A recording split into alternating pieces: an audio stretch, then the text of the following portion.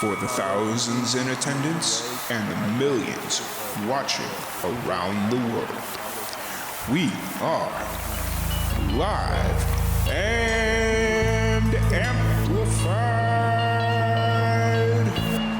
So let's get ready to podcast. Fire it up. You're ready? I'll do the intro and we'll jump into it.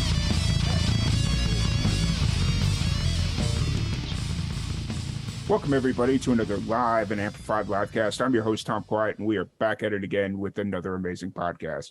Sorry, we're running a little bit late today, but we had some technical issues, and we had to switch over to Zoom because our new streaming platform was not acting properly, but luckily I still had an active Zoom link, and we were able to get everything to work, and I'm really excited to introduce our guest for today.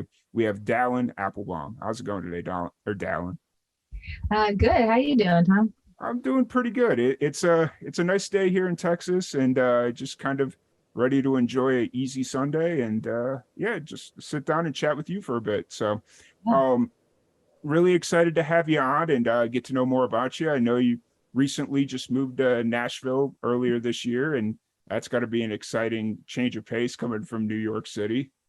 Yeah, it's definitely we have more space here.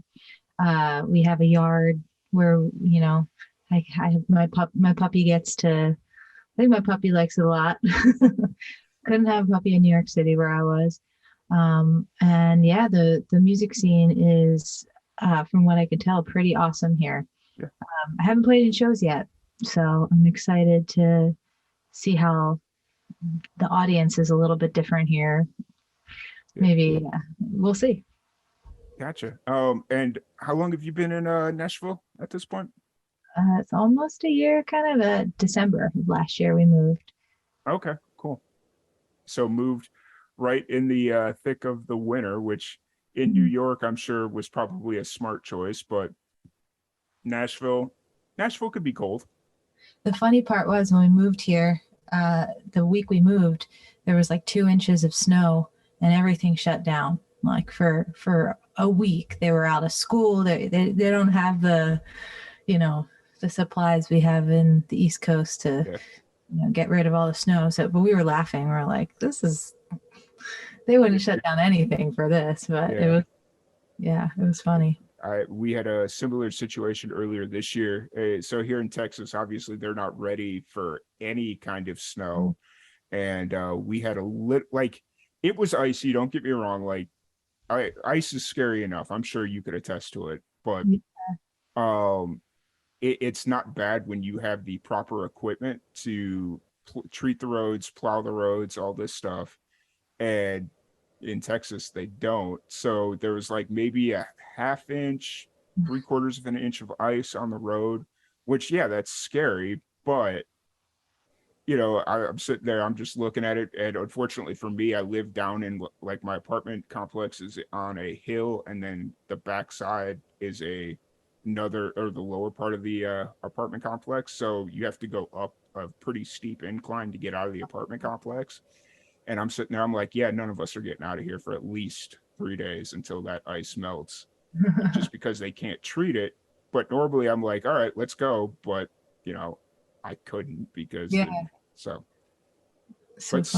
Same situation as you where they shut everything down. And I'm like, okay, that's funny. But it was fun. Yeah. So you've been in Nashville for about a year now. Let's kind of take a step back and talk about like what got you into music. How long have you been performing professionally or taking it serious, however you want to interpret that question? Sure, yeah. Well, I played music my whole life, took piano lessons and kind of like competed in classical piano, that kind of thing when I was a kid, and started writing my own songs at a pretty young age. I was like, I think like 12 or 13. I was a terrible singer though. So I was just like, maybe I'll be, one of those singer-songwriters that's a terrible singer. And then here I am, teaching voice now.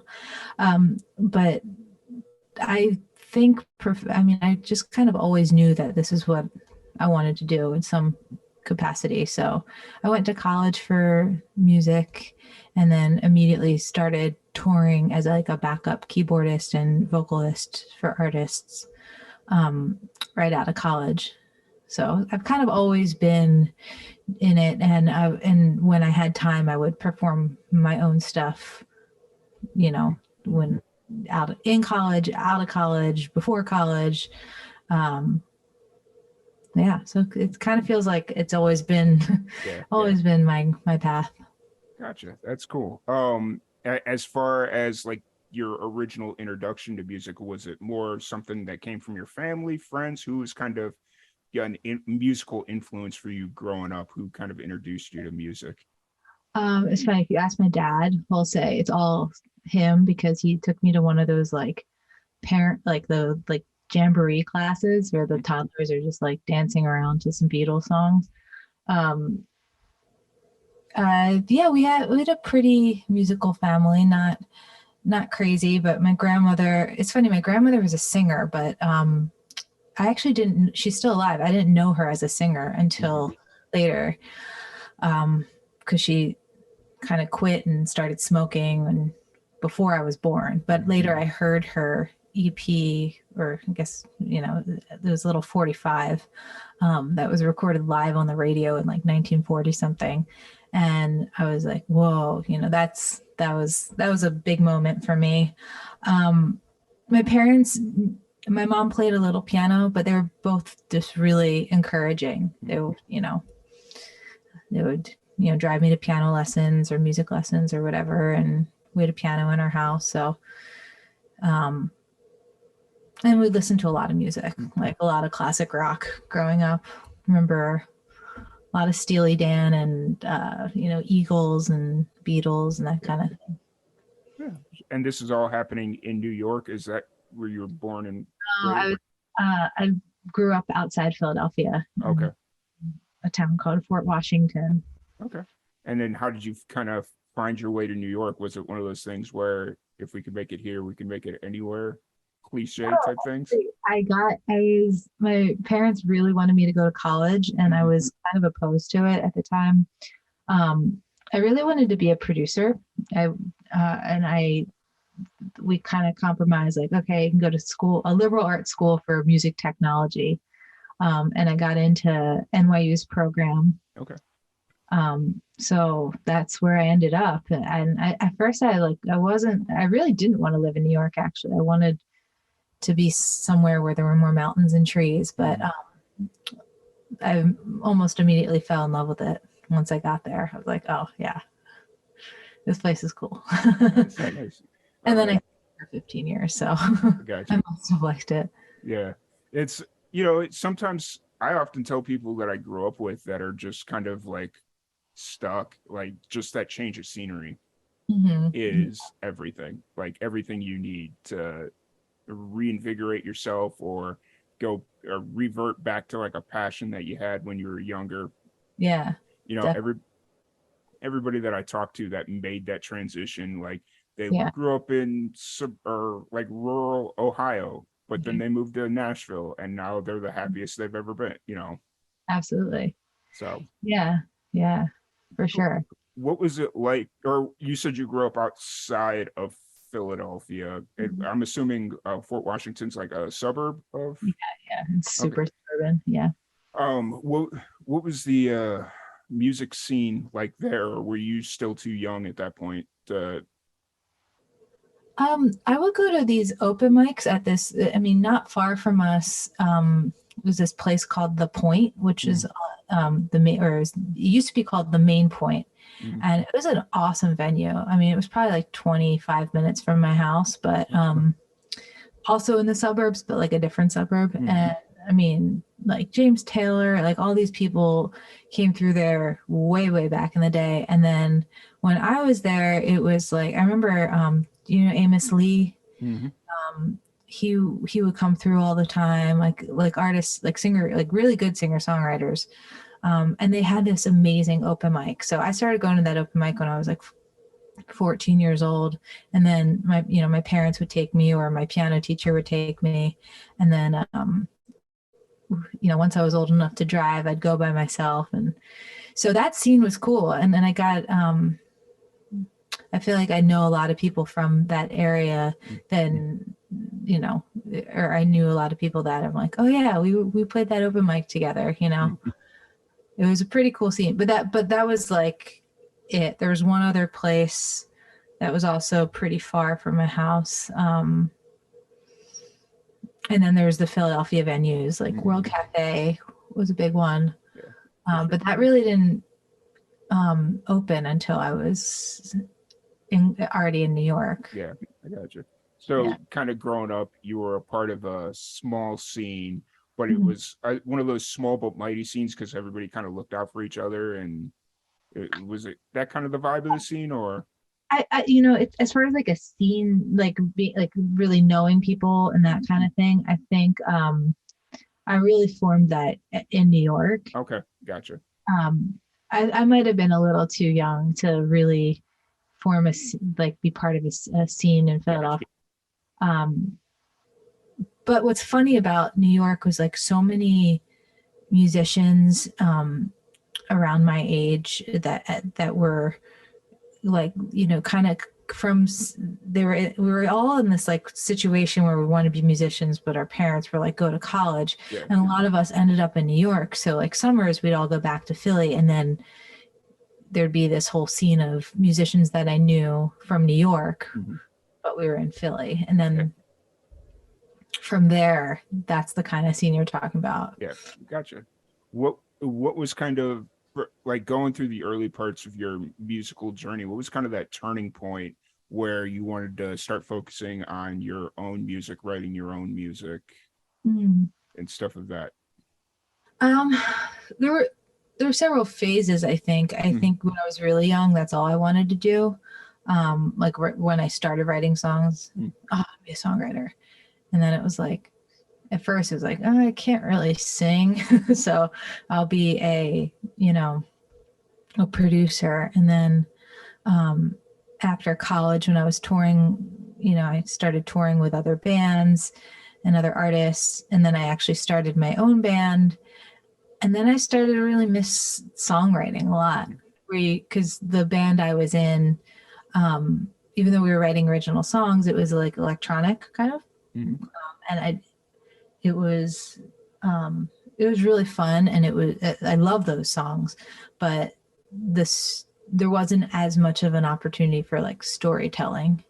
So then that was I started to, actually, this was in New York, probably like, I don't know, 5 years ago.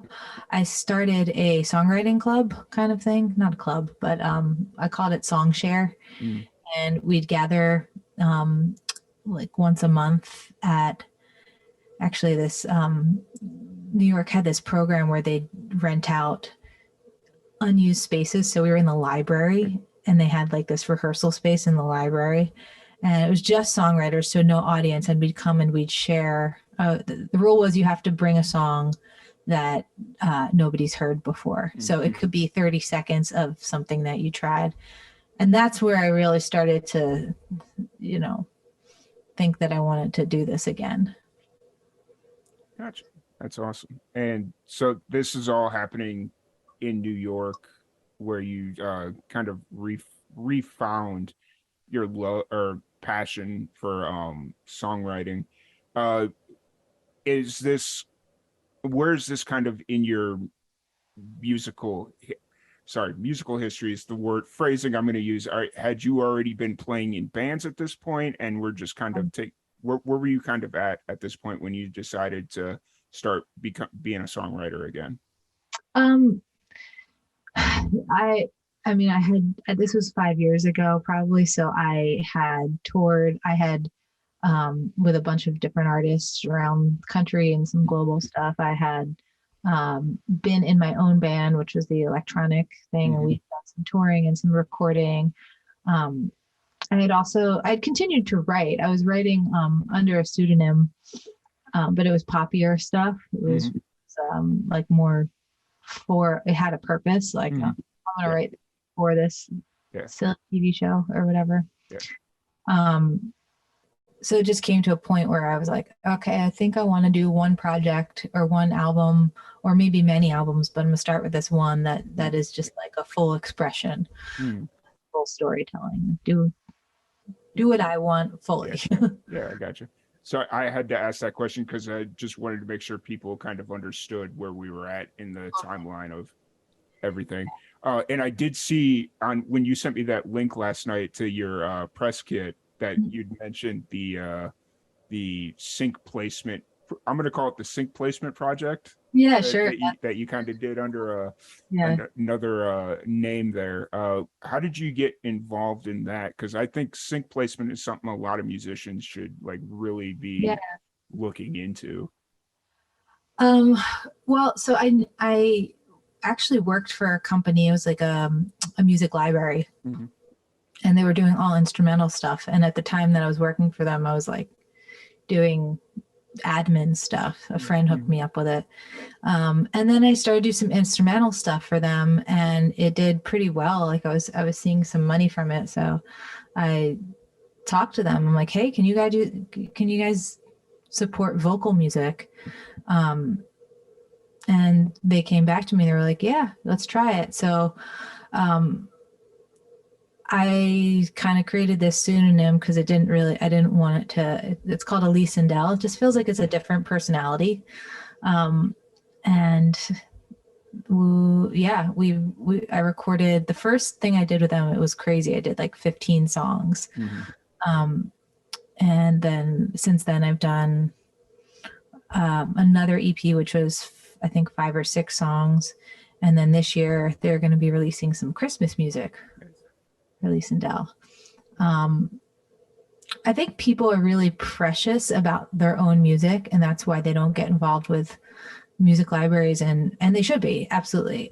Like this project for me was kind of like, you know, and it's out there for the world to have. Kind of. I don't. I had fun making it. I don't mind if someone wants to take it and put it on, Catfish TV show Mhm. Australia, or like whatever shows Yeah, that yeah, those songs have ended up on. gotcha. And so this is kind of your this is your financing adventure to make sure you can continue doing what you love to do, which is writing your own music and this current project that you're doing, right? Is that Well, fair? absolutely, yeah. And it was also like the first album was a test to see if I could do my own production, Mm-hmm. um, like start to finish. My friend already mixed it, but it was tough because I didn't have a budget for musicians. Mm-hmm. So, if I had a guitar line that I wanted to write, I either had to find a sample that I could use or make a good enough MIDI sound or pick up a guitar and struggle. Guitar is not my instrument, but and same thing for drums. And that was that was really that was part of it for me too. Is like, just can I do this? Yeah, for sure. And having listened to a lot of your music that you have out publicly and the song that you're going to release here in a few weeks that nobody else has had a chance to hear, but I have. It's a great song. I'm not going to spill the beans too much, but just eh, your songs and your music is incredible, and just kind of if I ever get a chance to go back and listen to the songs that you've released prior to Dalin Applebaum as a solo artist, or however you want to configure it, Yeah, I can't wait for that moment. So, cool. Yeah, the band's name was Skies, Skyes, and we've got a couple songs out there, a couple nice. EPs out there. Awesome, awesome. Thank you. Yeah. So, yeah, after receiving some success as what was the name of the sync placement pseudonym that you used? Elise and Dell. It's my middle name and then Dallin all jumbled. So Okay. So under Elise Indell, you got a lot of success. I saw that it was the used for the 2018 women's Olympic team. yeah, Was it was funny because it was an a cappella version. Oh, So when I give these songs to the public, I give them 18 different versions, mm, bass and guitar,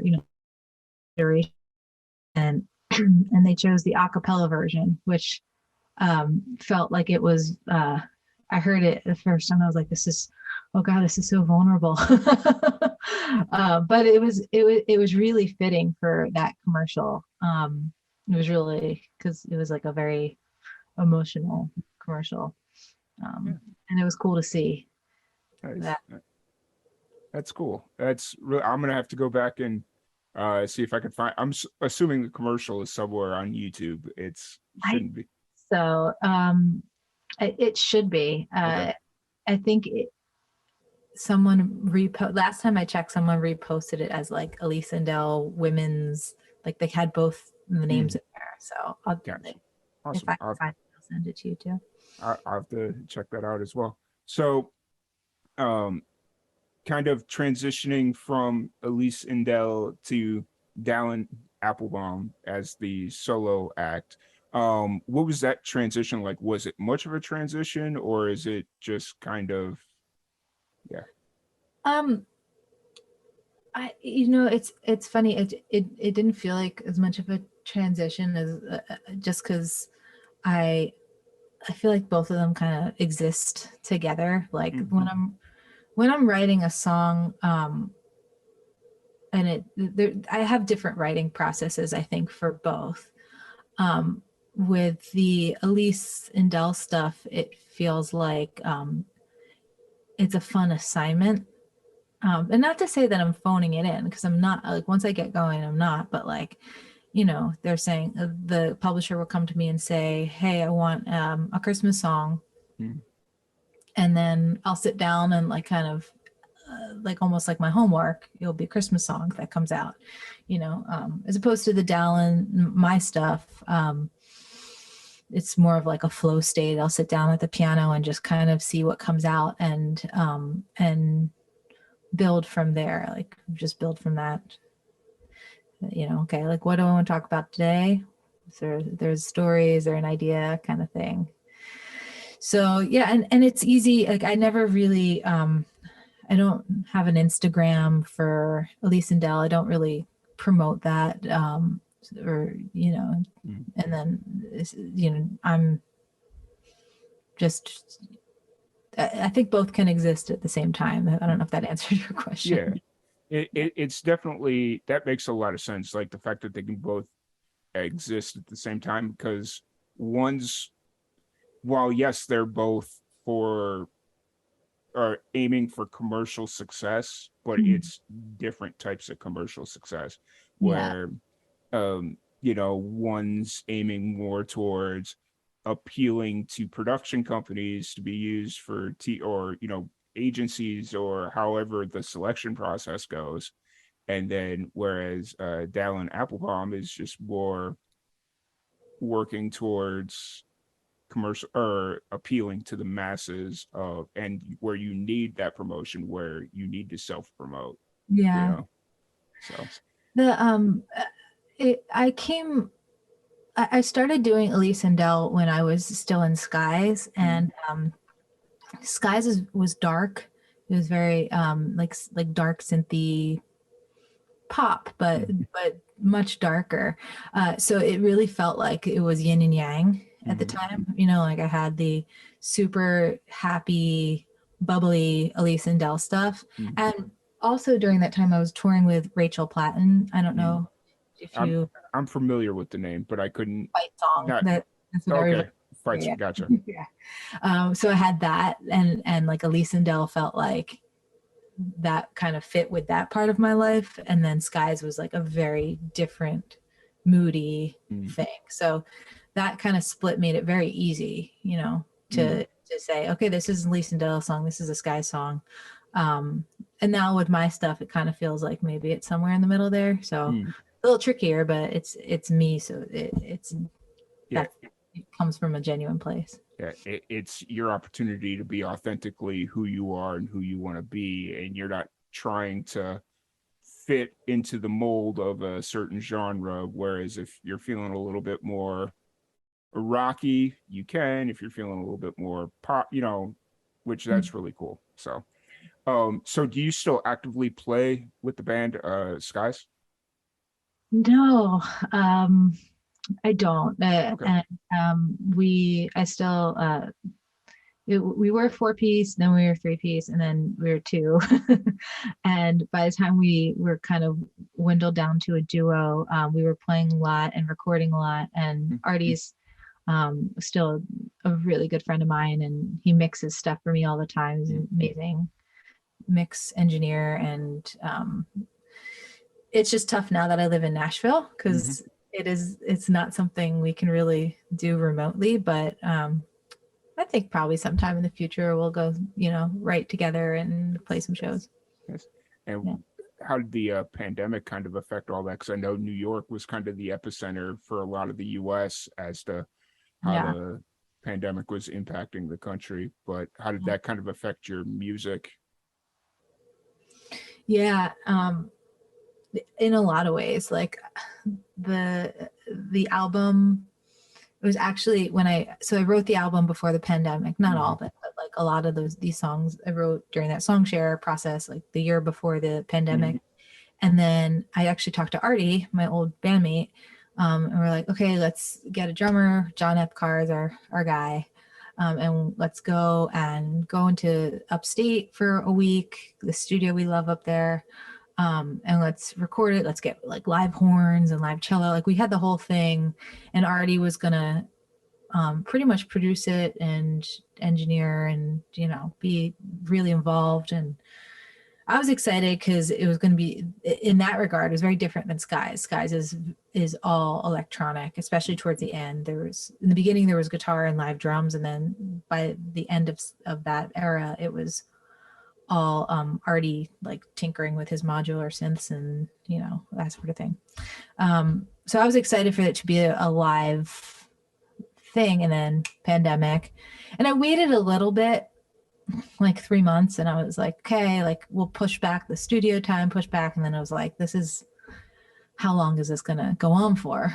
So then I started to talk to John, the drummer, and I was like, hey, who, by the way, he's a kid and a family, and they were getting out of New York themselves. So they were like traveling, and he had not really recorded his own drums before. But I was like, let's try it, So he did a phenomenal job of miking his own kit up in, his in-laws' basement and sending me the tracks. And then I would get them, and I would kind of like make some notes or like, change one or two things, send it back. And it was this like really kind of crazy postal service, modern day, Dropbox era recording, which was interesting because the one hand, like, yeah, I would have loved to do it all live. That was the first choice. But what this afforded me was a lot of time to really think about, like, in the studio, you don't have 4 days to think about a drum part. You have to make a decision like right then and there. And this afforded me to be like, what if I just move this cymbal here? What does that sound like? Okay, that sounds cool. John, can you play that again? So I really got to like workshop these songs and the parts and everything. And I did that for all the drums and kind of mostly drums and cello and some of the horns. And then my husband played guitar. And we have a home studio. And then I did piano and vocals and synths. Nice. So it was all not in this house. So we actually lived in New Jersey for a year. It was a weird time, but a weird transition time for you. Yeah, for sure. Gotcha. I mean, I've heard a lot of New Yorkers moved to New Jersey during the pandemic. So yeah. So kind of going through all this recently, and by recently I mean Friday, you released Desres, which is your latest single under Dalin Applebaum. What's the story behind this song? So, uh, I lived in New York for 15 years, and then pandemic hit, and my husband, then boyfriend at the time, we moved. It was just crazy. Like, I had moved in with him for a week in Long Island City, and he had a one bedroom, and it was a really nice one bedroom, but there was no way we could both work from home.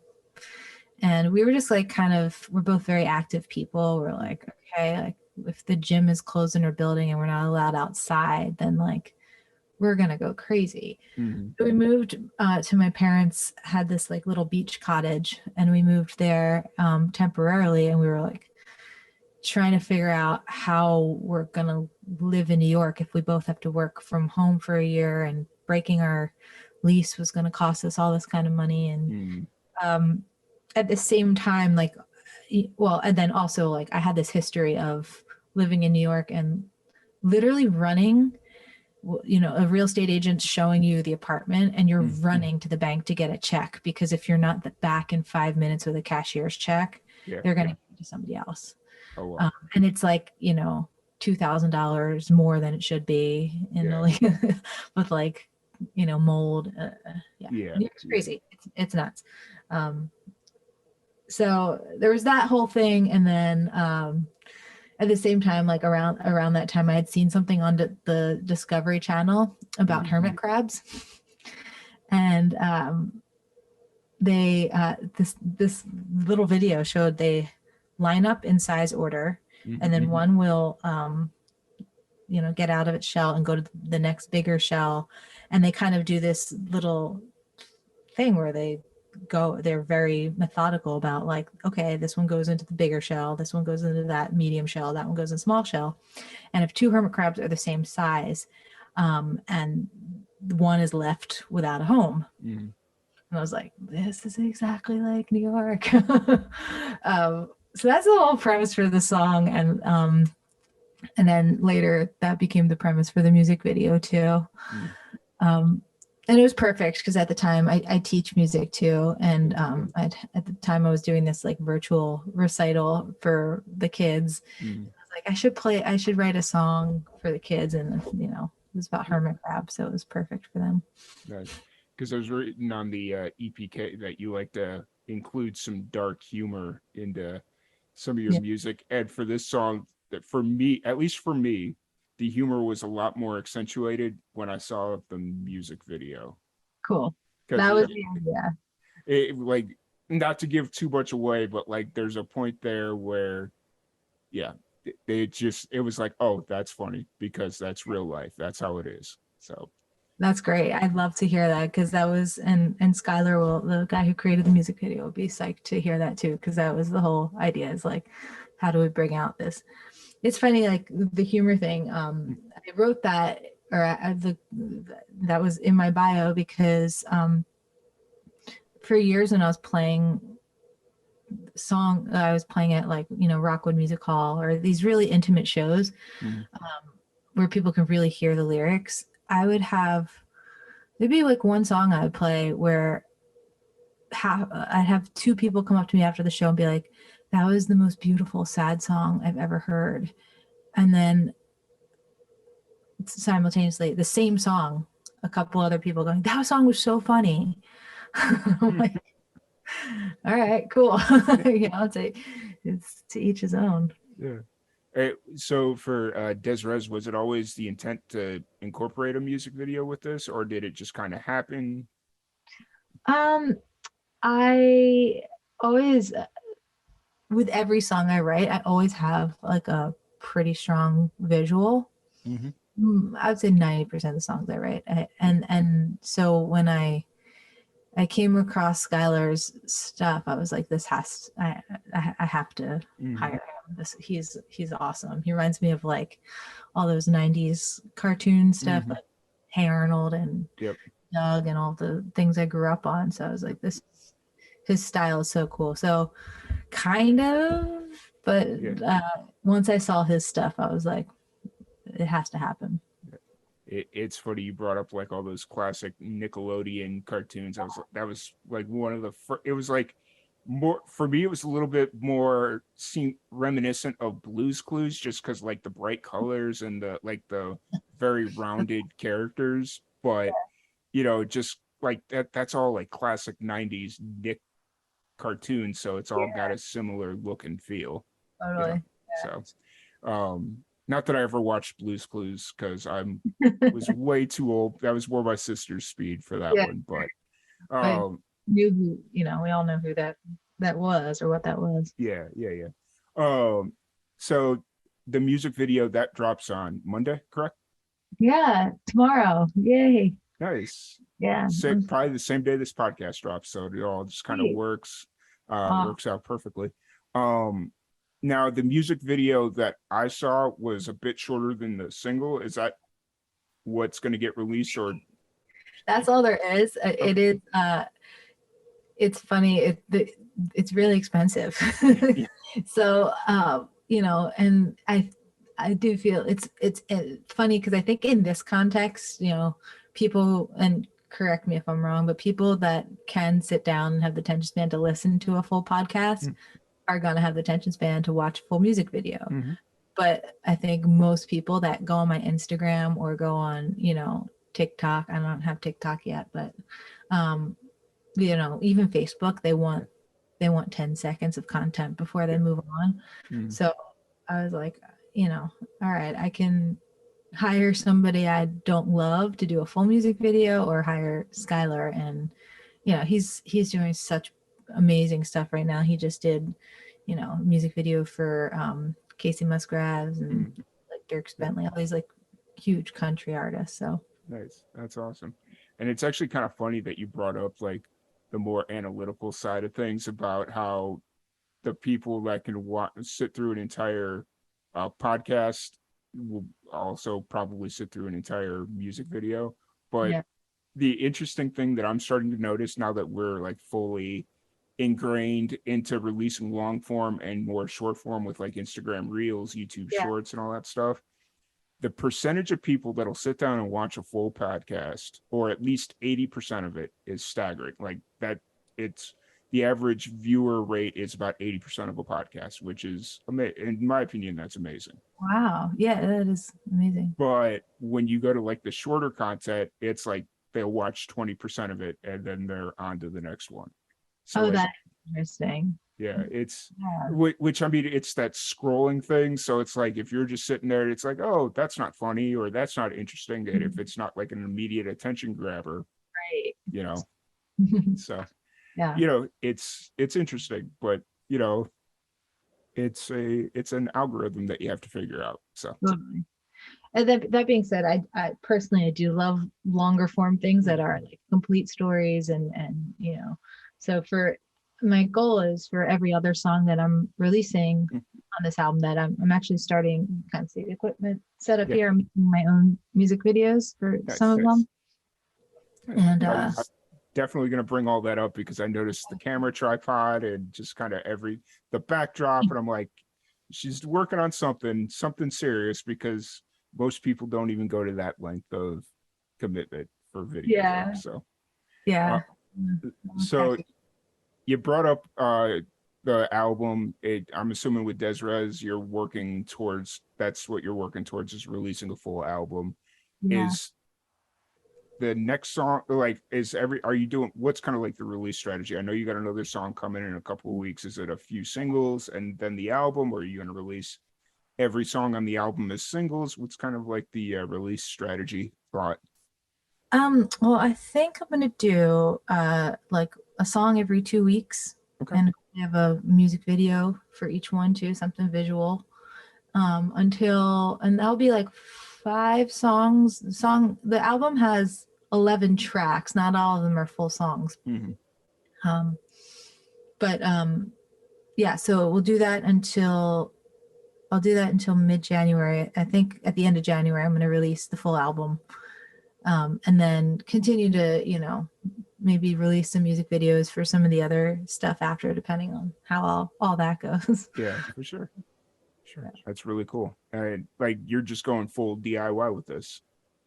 Pretty much, yeah. I have some collaborators that I found on on the internet that I really like their style, to because I wanted like a couple of the other music videos I'm doing have some mixed animation in it, some real film, some animation. So there's some collaboration there. Yeah, and we'll see. There's Nice. it's all so it might turn out to be like super DIY looking. It might turn out to be really professional looking. I really don't know yet. Yeah. Hey, it's all good. Um, Kind of going into the working on the album a little bit. I what was kind of the song selection process? Were you writing specifically for this album, or were you just kind of writing and like, hey, this song kind of works? Ooh, Yeah. I had the luxury of kind of not workshopping, but performing these songs at the song shares, yep. and then getting feedback from other songwriters, which was like, I mean, totally invaluable. So that kind of depending, there was a lot of other songs that I did develop for the Yeah. album, Yeah. but I think, by the time the song share kind of came to an end, only because of the pandemic. And that's not even true. I did some online ones too.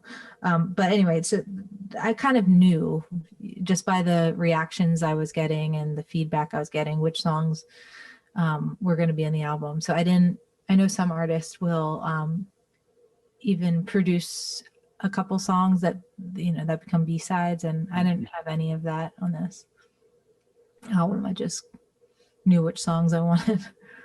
For sure. Hey, that's when it comes to albums, it's always each artist is very different with how they come up with albums. Sometimes it's just very random. It's like, oh, hey, we've got 20 songs that could fit on an album and complete a story. And then some people are just very intentional with their writing, and it's like, Yeah, nope, we're writing for this album. So yeah, that's absolutely. cool. So you've been in Nashville now for about a year. You've got this album. It's in full swing. You're releasing single after single to lead towards the eventual album release. What's kind of going through your mind right now as everything is starting to kind of snowball and starting to actually happen?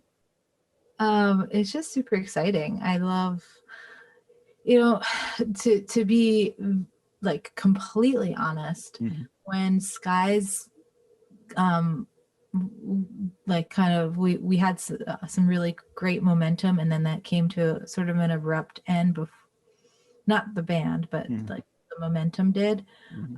And I kind of went through this thing emotionally where I was like, I don't want to try to make it as an artist, meaning like I don't want that to be the first thing anymore. I want to enjoy the process. I want to release music because it's fun, and because it's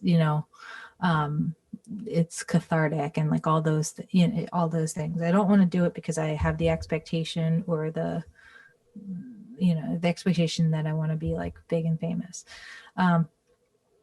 And honestly, that's made this whole process really just fun. I'm having a great time. I'm like, yeah, my music's out. I'm going to try some video stuff. That's my next creative endeavor. Yeah.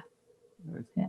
It's, So I have to ask, because I am a film guy, I'm a video guy. That's what I do in my daytime. What kind of oh, camera are you using? okay. So then you might cringe. Uh, I don't know. I don't cringe at anything. Like, I'm just more curious than anything. Okay. Yeah. So I was reading online, and I got this thing for I have the iPhone 13 Max. So Mm-hmm. it's got a great camera, Yeah. or at least. And then I have this B script thing, Uh-huh. Oh, which nice. is really cool. It And goes you on a just tripod, and then you can interchange the lenses here. yeah. So I've been experimenting. This one's the wide angle. And then I also have an anamorphic lens, Okay.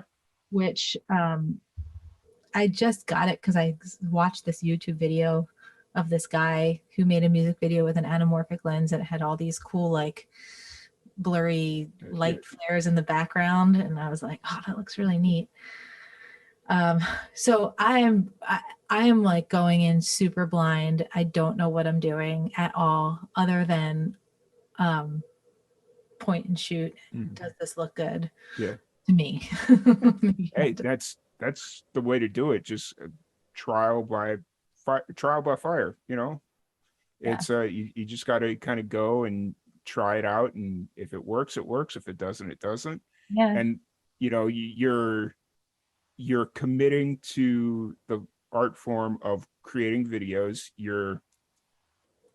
Yeah, you're using your iPhone, which I have some feelings about that, but you're taking it a step further and buying adapters, which a lot of people don't do. They yeah, just use straight up their, you know, their iPhone or whatever, and don't buy the exterior lenses or the mounts or the whatever, yeah, because the iPhones, they do have amazing cameras. I'm not negating that fact, but there's just more that you can do with it. And the fact that you bought the harness or the case with a lens, and you can kind of swap lenses and all that stuff, and you yeah. know, you're trying it, and if it works, great. And you know, cool, I dig it. Appreciate that. I mean, it's definitely like the first day I was doing it, I was like, what am I doing?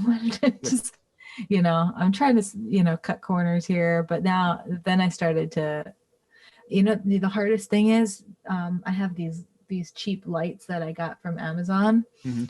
and getting those right is, I mean, Yeah. Oh, it's, we've all bought the cheap lights from Amazon. We all know exactly what you're going through right now. oh my God, yeah. But um, yeah, that and trying to keep my puppy off of the backdrop Yeah. is the hard part. Yeah. Oh yeah, for sure. It's it's so fun. The cheap lights from Amazon. I just remember when I bought those, or my set of cheap lights, I was like, oh, I'm gonna take these everywhere. And they kept breaking all the time. Like the bulbs in them would kept breaking. And I'm like, and I'd go back and try and buy replacement bulbs, and the bulbs are more expensive than the entire light kit. And I'm like, what is going on? Like, this is ridiculous. So Yeah, yeah. But my the first set I bought actually came broken, so that was oh fun. And then they just sent me another one, so now I have three lights, which is a weird amount to have, I guess, but why not? yeah. Yeah, that's cool. At least you're trying, and I wish you nothing but the best of luck on that one. And if you need any help or have any questions about anything, feel free to ask, because I might take you up on that. sweet, sweet. So, kind of stepping outside of music, now that you're kind of in the full swing of releasing and everything, what do you do to step away? What are some of your hobbies outside of music, just when you need some alone time or to decompress from the world? Well, so Uh, I have a lot actually, because Okay. and they're new within the last 3 years. Because my husband's super into extreme sports, Okay. and so last year I got my skydiving license. Oh, nice. So that's why we were up in Chicago for 2 weeks. So um, I've been jumping a lot and mountain biking. Gotten into a little bit of Muay Thai, although I'm really not great at it. Um, yeah, just like a lot of outdoor adventure stuff. When we were in New Jersey, I was doing a little bit of surfing, but I don't think water's my element. I like swimming, but I think I'm not a I'm more into the air sports than I am the water sports. Yeah. Yeah. It it's not really extreme, but I've really enjoyed hot air going up in hot air balloons. It's Oh, like cool. that's not in my book, that's not really extreme, but to some people that might be pretty Sure. Yeah. extreme.